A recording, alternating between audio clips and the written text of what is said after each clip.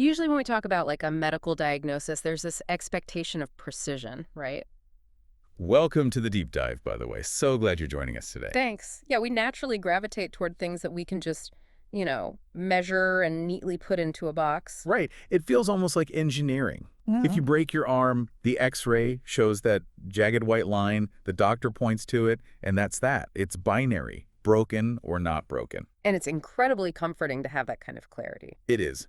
But when you step into the world of feeling stuck or dealing with overwhelming stress, that x-ray machine suddenly seems completely useless. Oh, totally. The landscape gets entirely murky. Yeah, and whether you're a stressed executive, a student, or really just someone trying to navigate daily life, we all have those moments where we feel paralyzed.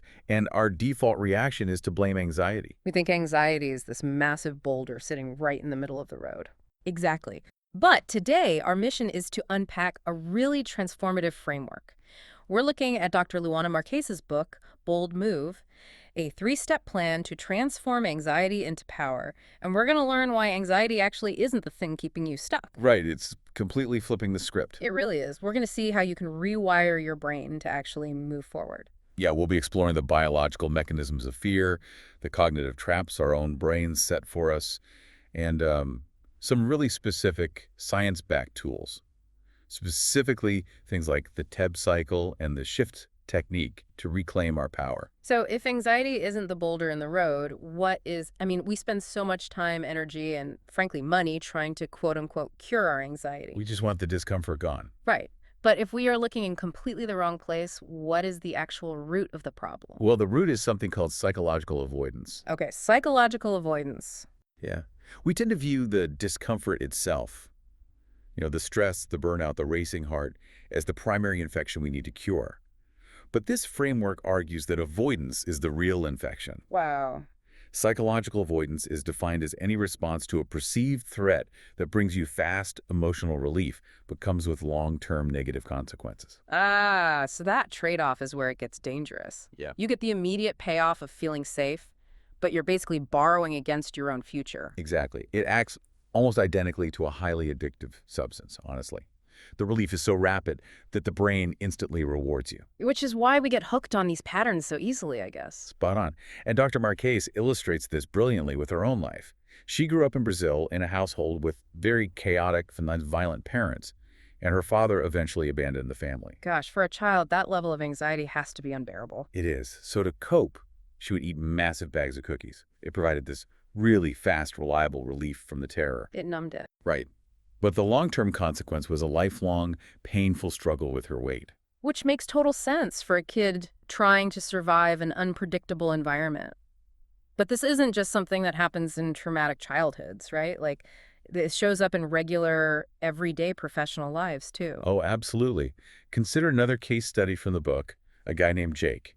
Jake is this dapper, perfectly put-together Fortune 500 CEO. Sounds like he has it all. To the outside world, yes. Ugh. But internally, he started experiencing these terrifying moments where his heart would just pound out of his chest, the room would spin, and he genuinely believed he was having a fatal heart attack. Though his heart was structurally fine, I imagine. Completely healthy. There was severe panic attacks. But to get fast relief from the absolute terror of those moments, Jake started canceling crucial investor meetings at the last minute. Oh, no. Yeah, and he'd retreat to his home to drink wine. The wine, being a central nervous system depressant, brought his physiological anxiety down super quickly. He felt safe. But I'm guessing the board of directors didn't care much for that coping strategy. Not at all. The long-term consequence of that fast relief was that his COO was furious. His investors were losing faith. His wife was threatening a divorce. His entire life was essentially falling apart. Man. So avoidance doesn't just look like hiding under a blanket. Right. Sometimes it looks like overworking to avoid being alone with your thoughts, or, going on 100 first dates, but never a second date because real connection is terrifying. It's all about the function of the behavior. Does it lower your immediate discomfort while costing you something meaningful in the long run? That's the test.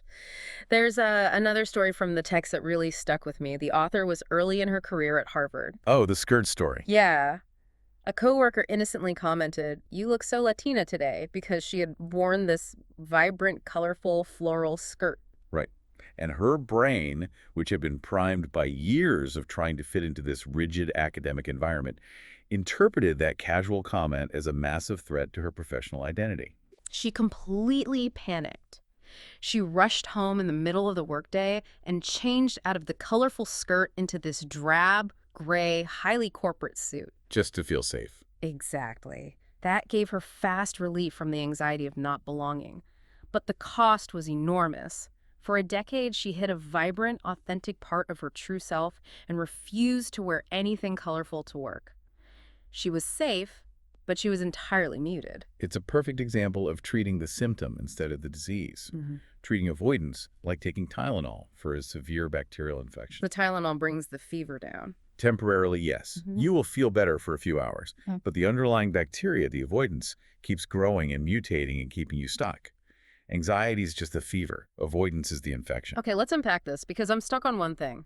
If I step away from a screaming toddler right before I lose my temper and say something I regret, that's technically avoidance. Are you telling me taking a breather in that scenario is a bad thing? Or what if you're walking away from an enraged caveman or, stepping out of the way of a speeding ambulance? What's fascinating here is the crucial distinction we have to make between real danger and perceived danger. Okay. If an ambulance is barreling towards you, jumping into a ditch isn't psychological avoidance, it's just basic biological survival. Right, that's just staying alive. Exactly. And your toddler example is great. The book mentions stepping away from a child who just dumped a bag of pancake mix on the couch to cool off. That isn't avoidance, because the underlying discomfort, the mess on the couch, doesn't magically disappear. You are strategically taking a pause to handle the reality better. The problem arises when we treat a 10 p.m. email from a boss the same way we treat a saber-toothed tiger. So it only becomes toxic avoidance when my brain misinterprets the stakes. Precisely. And that leads us directly into why our brains are so prone to making that miscalculation. If avoidance ruins our lives in the long term, why is it our default setting? Right. To understand that, we have to move from the behavior of avoidance to the biology of the brain, specifically the amygdala. The emotional alarm system deep in the brain. Right. The amygdala is constantly scanning your environment for threats.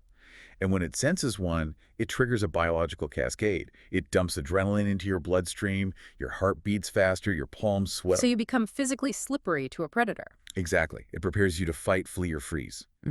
But to conserve energy for this massive physical response, it essentially powers down the prefrontal cortex. Which is the logical, rational, problem-solving center right behind your forehead. Yes, which is an incredible evolutionary advantage if you are actually being hunted in a forest.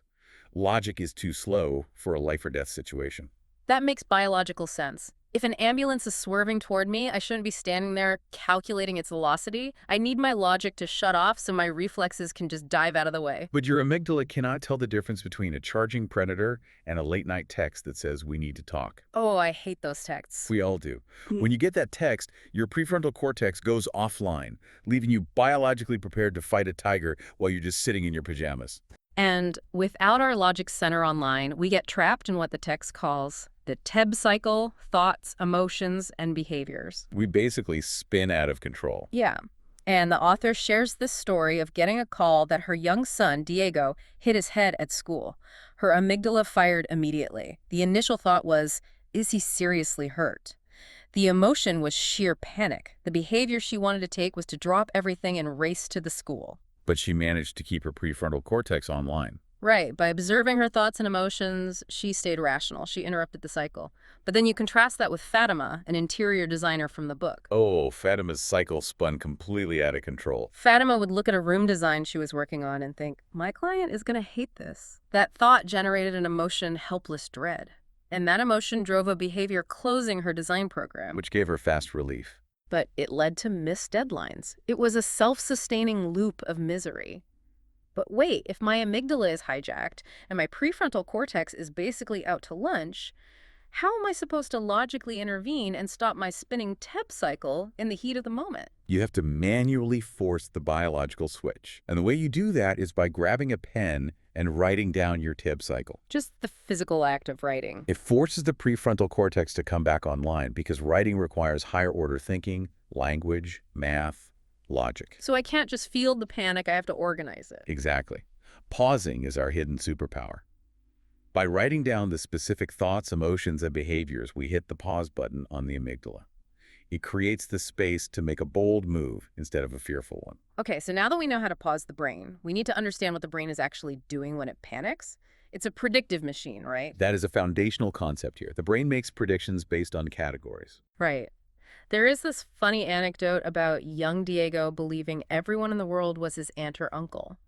Because Latin culture calls close friends tia, or pio, Right. he used a category to predict the world. But when new information doesn't fit our categories, we experience cognitive dissonance, brain lock. The book uses this surreal analogy to explain it.